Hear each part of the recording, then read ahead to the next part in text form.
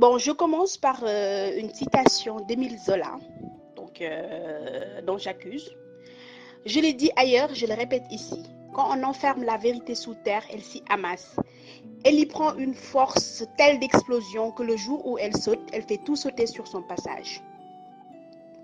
Donc tous coupables.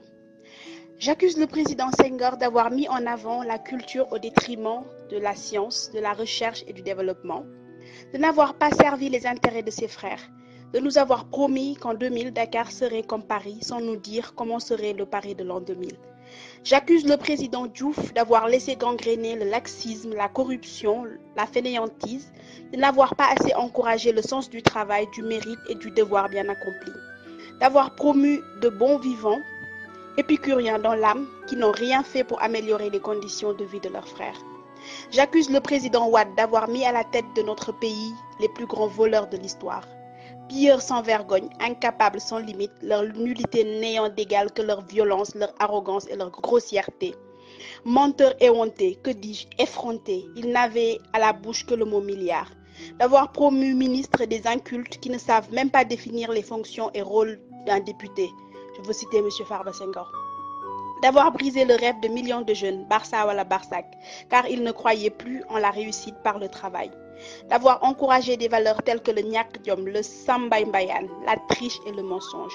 La parole d'honneur qui jadis était l'une de nos plus grandes vertus, qui plus est venant d'un ancien, a été définitivement enterrée par son fameux Wahwahet. Oui, Monsieur le Président, je vous accuse.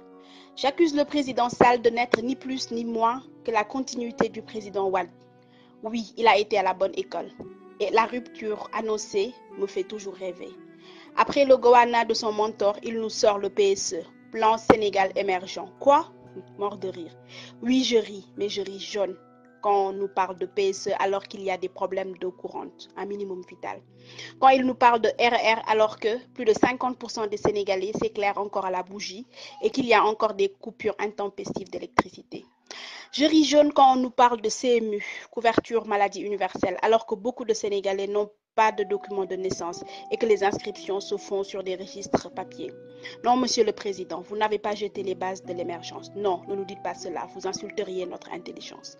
Enfin, j'accuse tous ces politiciens opposants qui veulent nous faire croire qu'ils feront mieux alors qu'ils ont tous pris part à ces gouvernements et n'ont rien changé. Nous avons tout compris. Le goût du pouvoir a été enivrant, certes, et sa perte horrible.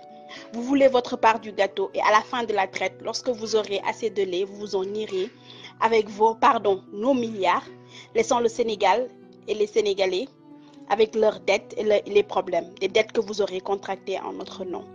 Chers politiciens, vous êtes notre plus grand problème. Vous êtes une calamité. Vous êtes une entrave au développement.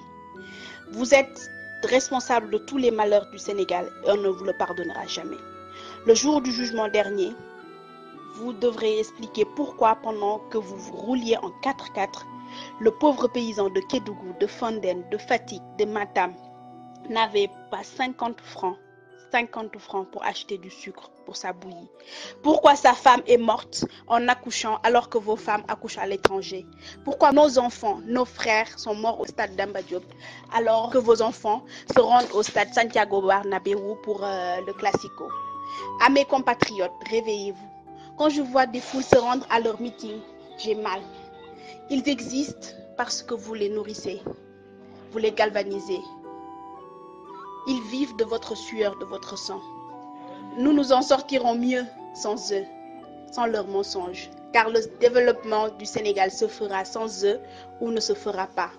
Un cri du cœur d'une Sénégalaise révoltée.